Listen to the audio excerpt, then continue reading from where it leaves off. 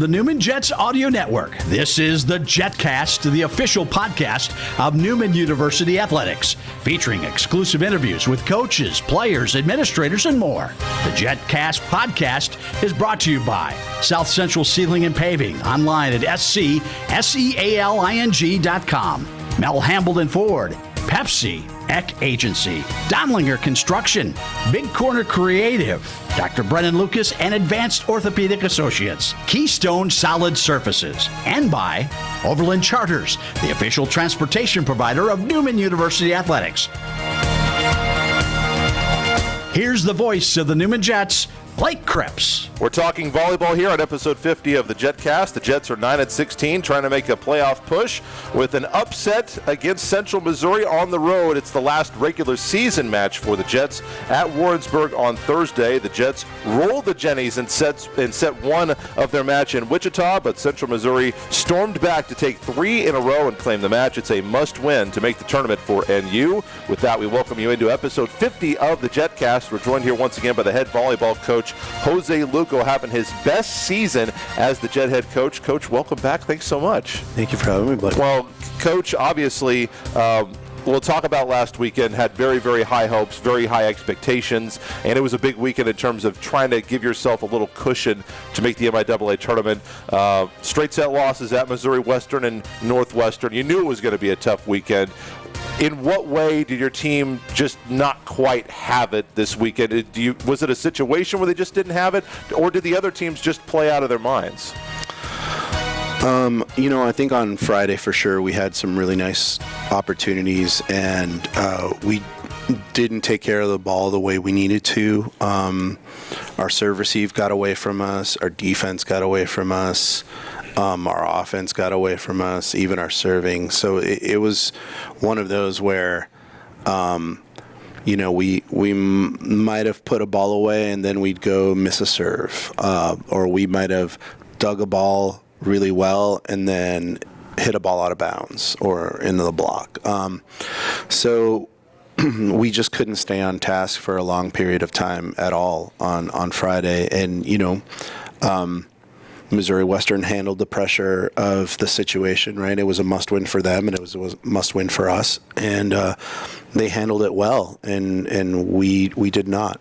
And that's okay. I think one of the things for us is we've had a season with lots of firsts, and that was our first opportunity to play for an opportunity to get into the MIAA tournament. And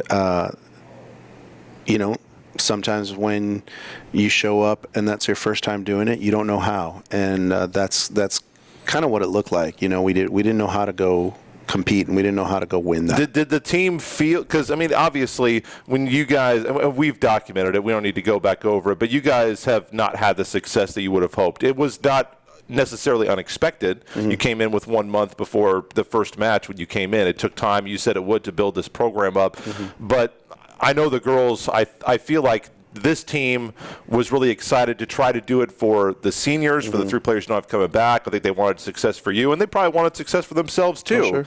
Oh, sure. Did it feel a little nervy, like, oh man, if we win this match? Because you look at the schedule, obviously there's a chance you might have still needed help to get in because Missouri Western has more matches coming up, but they have a rough schedule. Not as hard as your schedule, because your schedule's unbelievable, but you could feel pretty good with that sweep over Missouri Western that you would get in. Did they feel a little bit nervy? How aware were they of how much that win was going to mean to them if they could get it? Oh, they knew. And for sure it looked nervy. Is it hard to keep that, because I think in the past, coaches would say, oh, it doesn't matter, don't look at the standings, and, but in this age when you can, go on your phone, it's not like you can't hide anything, can you? Correct. And our approach and preparation the entire week was they were treating it just like any other match, but when the whistle blew, it was a different feeling out there. Sure. So,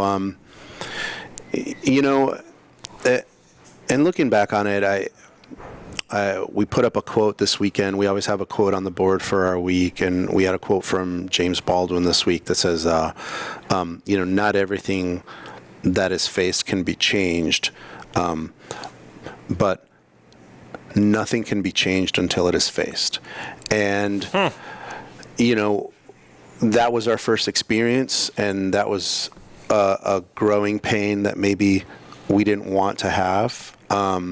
But I think in terms of growth and in terms of the future, you have to have a moment like that in your program in order for things to get better. And, I'm pretty confident that the next time that the team is in a position to,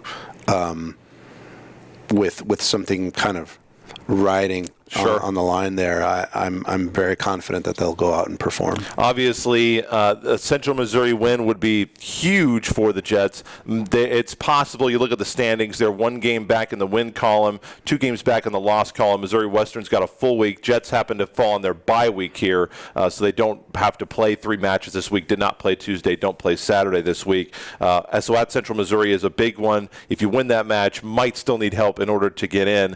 Central Missouri obviously is a top 5 team in the country, just like basically everybody else you've played these last couple of weeks.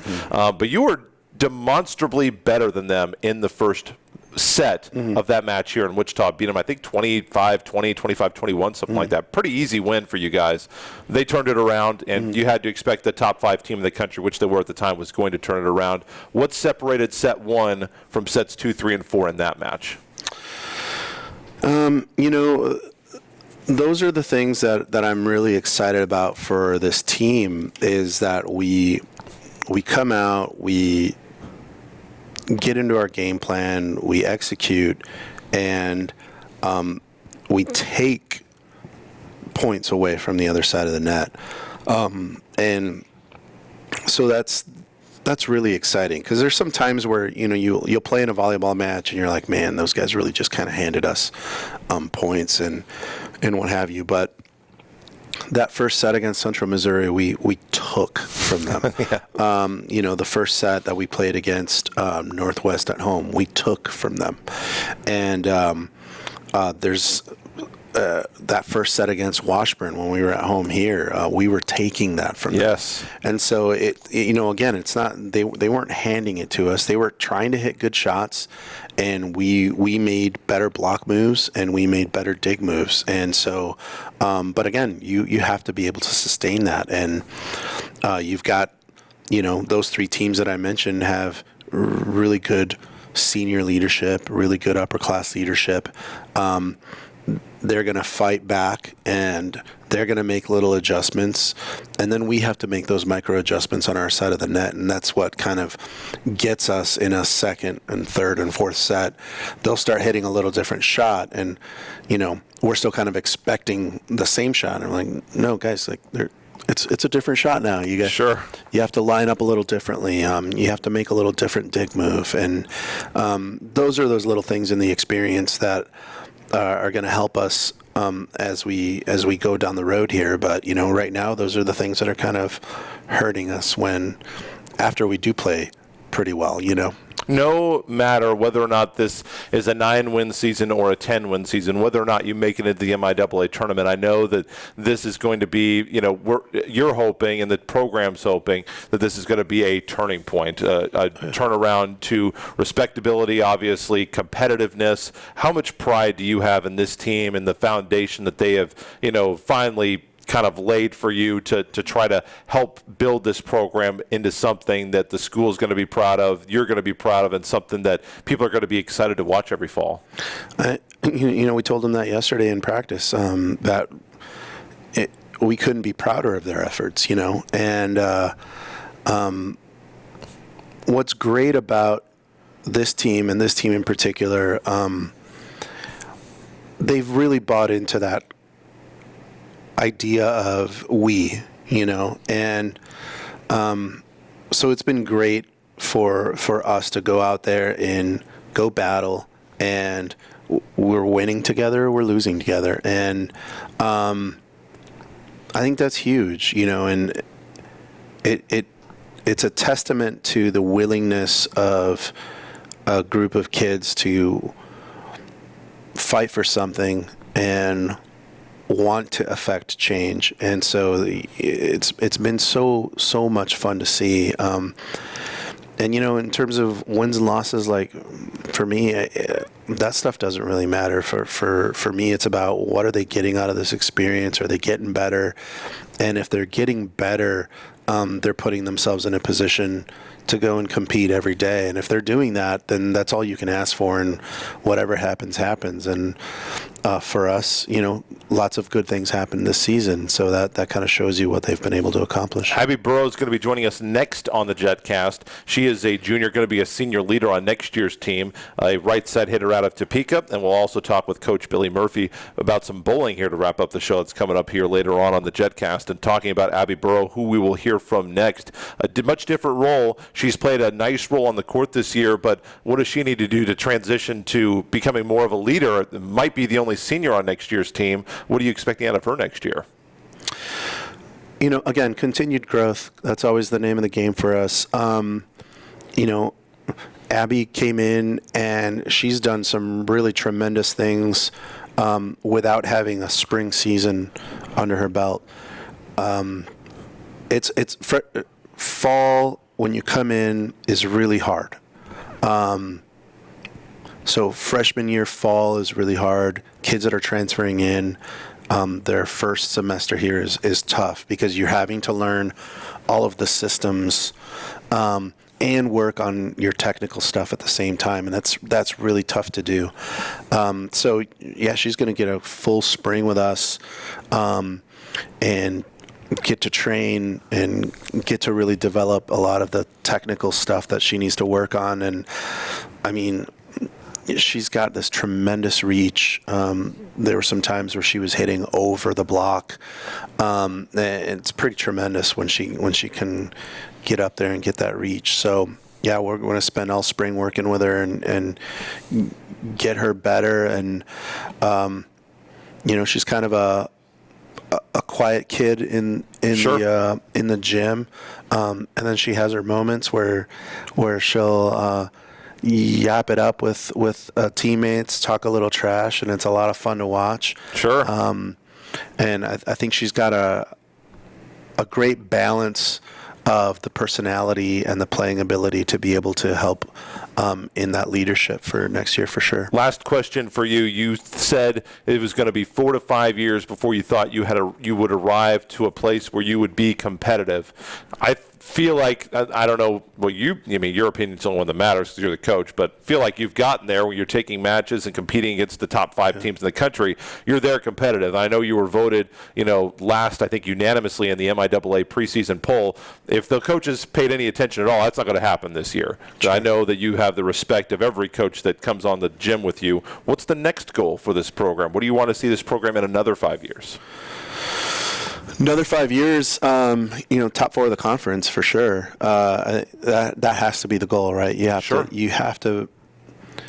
can't accept, where you're at. You have to look for more. And so, yeah, this year, if we finished 9, we finished 9. If we finished 10, we finished 10. If we finished 11, we would have finished 11. But the goal was always to be better the following season than we were the previous year, and there's no doubt that's that growth mindset. Oh for yeah, sure. And no doubt you've gotten that done at all. Once again, last match of the regular season coming up Thursday at Central Missouri. The Jets and the Jennies. Coach, good luck. And because it's a tradition now, we have to do absolutely. Coach Lugo fist bump. Thank you Absolutely. so much, Coach. Thank you, Blake. Abby Borough is coming up next on the Jetcast.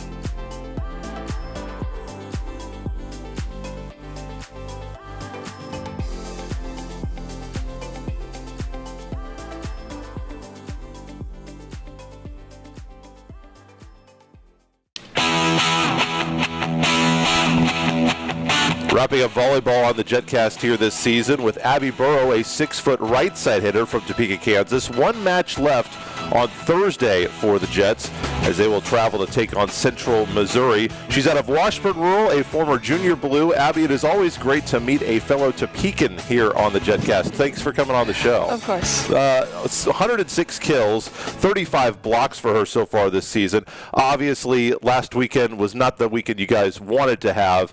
What do you hope as a player who's going to be one of the players who's a major leader on this team next year as a senior, maybe the only senior, depending on what else happens with recruiting.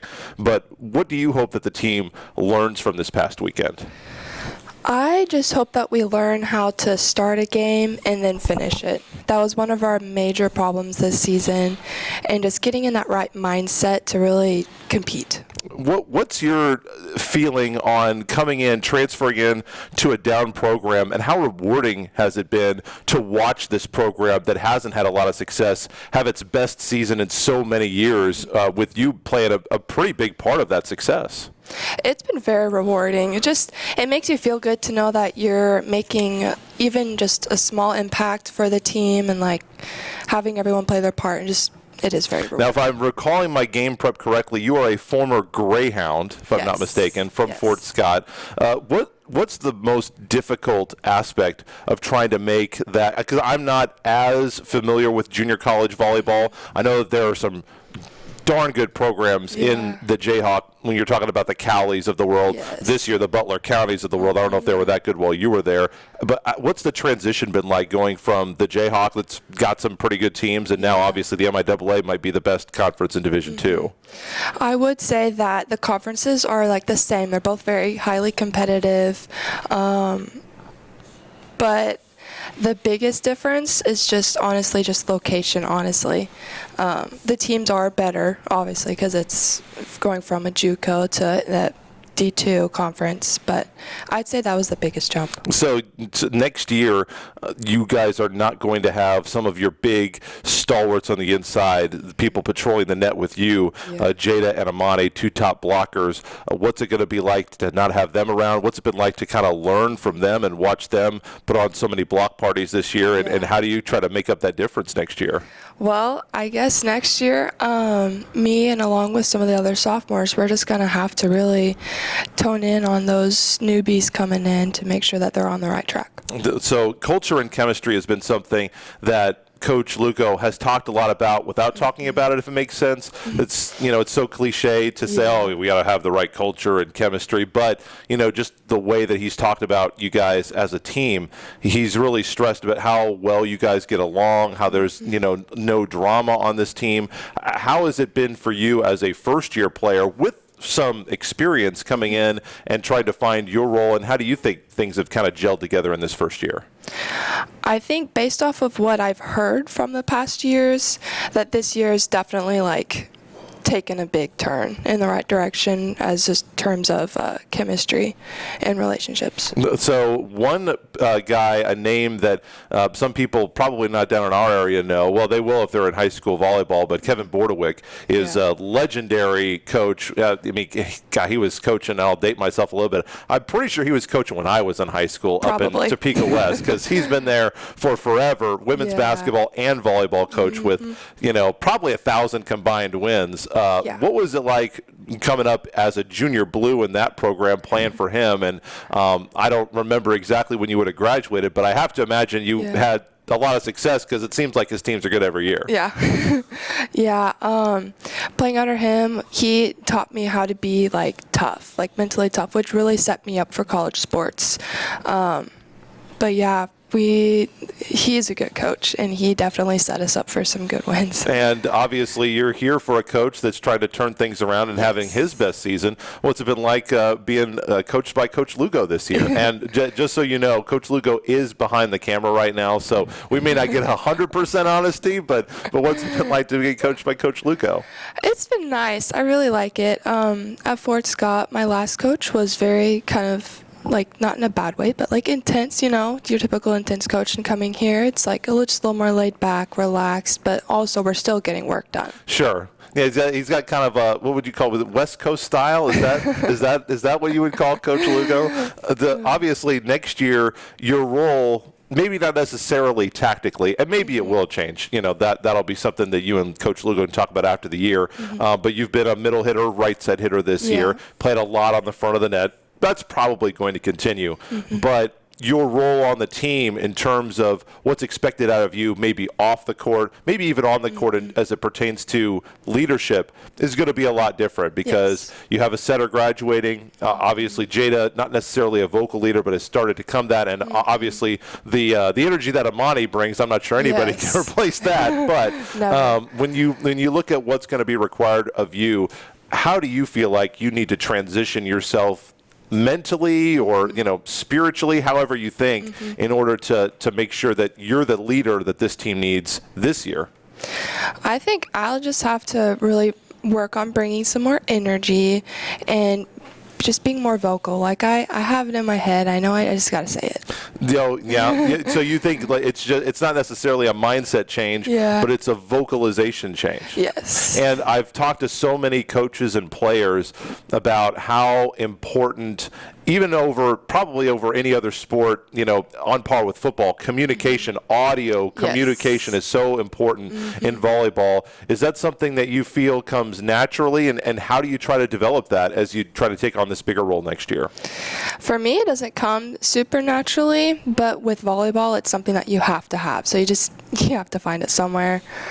You guys this season have competed against so many top 25 teams, and you have been competitive against them. How do you feel like that will bode into next year as you try to turn the corner yet again? And if you can't make the MIAA tournament this year, which they're not out of the woods yet, they still got one more match left. Yes. Really tough opponent, so it's not completely eliminated, but it's going to be tough to get there. But looking at these tough teams that you've played, what's going to be the key next year to trying to turn that corner, get to 10 wins, get to the MIAA tournament? Well, this year I felt like we did a decent job at it. Again, learn how to start a game and end a game. And I think overall next year we'll emphasize staying disciplined because I think that was a major part in some of our losses this year. Final question for you. You've got the Jennies coming up on the road, top 5 team in the country. Haven't checked the rankings, but they've been either 2, 3, or 4 for the last number of weeks. You guys have ended the season playing 3 of the top 4 teams in the country in 3 of your 4 last games. I cannot imagine a team that's played a more difficult schedule than that. But this is a Jenny team that, I was here for that match. In the first set, you guys just kind of whipped them. You guys were just clearly the better team. Obviously, as Coach Lugo said, things did not – it's hard to sustain that level of play against the top 5 team. How do you try to do that? What do you take from that match to bring forward, and what are you expecting out of this Central Missouri match? Well, I think that first set we came in with a great energy, and then we were staying disciplined, but after that I think we maybe have gotten a little comfortable and lost our discipline. So we'll see if they can keep that discipline for a little longer, make the Jennies work a little bit. Last match of the regular season for the Jets coming up on Thursday. Abby Borough, right side hitter from Topeka, Kansas, joining us here on the Jetcast. Thank you so much, Abby. Thank you. We'll be back with Coach Murphy. We'll talk some bowling next on the Jetcast. Where can you land the best Jet swag? The official online store of Newman University Athletics, NUJetsgear.com.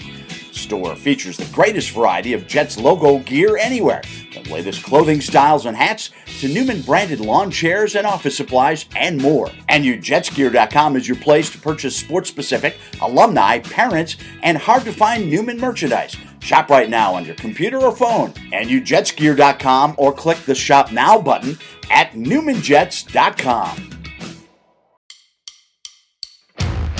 Life. It throws you curves and it knocks you down. But what separates the good from the great is the getting back up. Newman University will always get back up. We are a university of doers, of innovators, of transformers. We inspire as we soar to new heights. We will not be beaten. We will not settle for anything less than the best.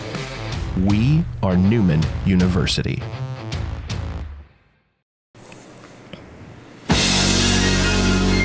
Wrapping up the Jetcast, episode 50, a milestone episode here on the Jetcast. And, of course, we'd have to have a Hall of Famer on to wrap that up. Billy Murphy. Newman Bowling underway. 3 events in the books for the Newman Candlepins. 1 title for the ladies. Men have finished top 3 in all 3 events that they have had this year. Next up, the Leatherneck in Illinois, hosted by Western Illinois, entering his 19th year as the coach of the Jets. Billy Murphy, how does 19 sound? It sounds pretty incredible. Yeah, it sounds like you've been here for a long time doing it. Welcome back to the show. Thanks so much. How has the offseason been this year for you guys with more relaxation going along in coronavirus protocols, and how has that impacted your preparation for this season? Yeah, it's been good, and it's, honestly, on the ladies' side, it's good timing because we graduated a lot of players last year. We have probably the best freshman class that we've had in a very long time. Wow. We have 4 freshmen right now that have been getting a lot of playing time on varsity. We have a couple more that, are on the JV squad that are developing, and I think they're going to play a big part maybe this year, but next year for sure. Obviously, you guys are off to a fantastic start with those finishes. The women with 1 tournament in their back pocket. The men have not finished worse than 3rd in any of their tournaments. How satisfied are you with how the team is playing to begin the season? Yeah, it's good. I wasn't sure the ladies were going to get off to as good a start as we have. The first 2 tournaments, they bowled fantastic. 3rd tournament was a little rough. They had some adversity for the first time this year, but they're handling it real well, and they're learning. It's just going to take a little time for that side. The men have really performed at a high level. We have a pretty veteran group on that side. We added a freshman and a sophomore to the group. Silas Limes, I knew he was good. Didn't know this good? No, I did. I just, it takes freshmen a little time sometimes, but he's got more experience than most of the freshmen that come in. He's competed at the national level. He is a great kid. He's got a great mind. He is very even keeled, and nothing that has happened so far to him is really a surprise. I didn't know it happened this quick. He's been really good. Sinovac has been good at a couple of the events. Braden Prakash has been good, and they're veterans. They've been here for 3 years. So if you're watching on the show, by the way, most of the time we have the door closed, but they're having a meeting in this room just after we record it, and so Coach Murphy looking off camera as Coach Ealing came in, by the way. So that's just an invitation for those of you who are listening. Those of you watching already, you already saw it. But if you want to check out the video of this, it is available on the Newman Jets YouTube page, and they post it on Facebook and the website as well. So you can always check that out if you want to watch the show here in the future. Jayhawk Classic on Halloween. Men tied for 3rd, women were 5th. Mm-hmm. Your thoughts on how your bowlers did in that event? Yeah, the ladies, struggled a little bit. That was coming off the heels of a win. Yeah. They struggled a little bit. We had a condition that was very, very hard, and they did struggle with it. But honestly, big picture, we kind of needed that. I didn't want to get their heads too big early on. Well, they were confident, but I don't think they were overconfident. But if you're going to get to the stage we want to get to later in the season, you just got to see some adversity. It cannot all be good, and they handled it just fine, which was the good part. They still made match play. They finished 4th in qualifying. And they're going to be better because of it. The guys were phenomenal. They were after Saturday, they were 3 pins back of Wichita State. How many teams up there? And obviously, in other sports, most of the time, unless it's cross country, you're not playing against Division I competition. But in a lot of these, you guys are. How many teams were at these events? At that one, I think there was 20 men's and 18 women's. And the guys, they're just playing at a high level. The Wichita State team is most likely going to be ranked 1st or 2nd from what we've seen so far. And the first day at the Jayhawk, they were 3 pins behind them, and then went into Sunday. And I think they averaged like 212 or something like that in Baker games. There were 16 Bakers, and they not only went around them, but they went around them by 100. And that WSU team's pretty salty. So I mean, we were excited to see them do that. They've been on the edge for about a year now of competing at that level, and there's a couple of them that have figured it out. Well, who are those guys, on the guys who are figuring it out on the women's side or on the men's side? And then give us a lady who's kind of turning things around and figuring it out on the women's side. Yeah, it's a little bit of both. You know, throwing Silas into that mix. We got another new athlete, Jason Palacios, who's been pretty strong for us. But you go back to the upperclassmen, you know, Tyler Senovac, Braden Procish. They're all just in a different place. They're seeing the conditions, they're seeing the environment in a much different way. I mean, Chasten Powas, kid from Hawaii, you know, he's left-handed, and on the left side, you either have it or you don't. And when he has had it this year, he has taken advantage of it. He averaged 230 for 4 games on Saturday last week, and he was phenomenal. And he's another one that 2 years ago, very talented kid, but wasn't probably ready to play at this level, but we kept throwing him in there because we knew he was going to be. Sure. And he's just getting it, and he's throwing it great now. And I mean, we're pretty excited about the guys group as well. And then a lady maybe who has turned things around? I wouldn't say maybe turn things around. Allison Ciesick from Anchorage, Alaska, a freshman. She has bowled phenomenal. She's kind of like Silas, you know, on the ladies side. She's come in and talented kid, but she is just one of those kids that keeps it in play, hits the pocket a lot, and makes spares. You know, I think after 3 events, she's shooting 87% spares. Wow. And that's kind of unheard of as a freshman. And then there's Morgan Cooper, who's a D1 transfer we got last year during COVID. And from where she was last year to this year, incredible development. We were working a little bit yesterday, and we changed a couple things, and you know, it just keeps getting better. She's such a hard worker. She's great in the classroom as well. She's been a very welcome addition to our group, but just her physical development and how she's playing the game has really improved over the last year. Next up for you is the Leatherneck in Moline, Illinois on Saturday and Sunday. That's going to be this weekend. What kind of caliber of competition are you expecting at that event? Well, the Leatherneck is the biggest Tier 2 tournament. We have Tier 1 tournaments. There's only 10 of those, and then we have about 120 Tier 2s across the country. But this one is the biggest one in the country. There will be 40 to 45 men's teams and probably 30 to 36 women's teams. And they're all good. They come from everywhere. You know, Weber International usually comes in, and they're from Florida. And it's just it's the who's who of college bowling. You know, Wichita will be there as well. Well, and the Jets, you guys are in the who's who of that as well. I mean, it seems like the entire city of Wichita has got schools in the who's who of bowling. So with that being said, with you guys playing so well, confidence high, what are your goals for the season? Well, I think we have the same goals that we do every year. We're trying to compete at the highest level. We're training them, you know, to believe that we can win national championships. You know, our ladies are coming off a 7th place finish at nationals last year. You know, they were 2 matches away from bowling for a title. So, you know, you get that close, and you know, while you're disappointed, the program's going in the right direction.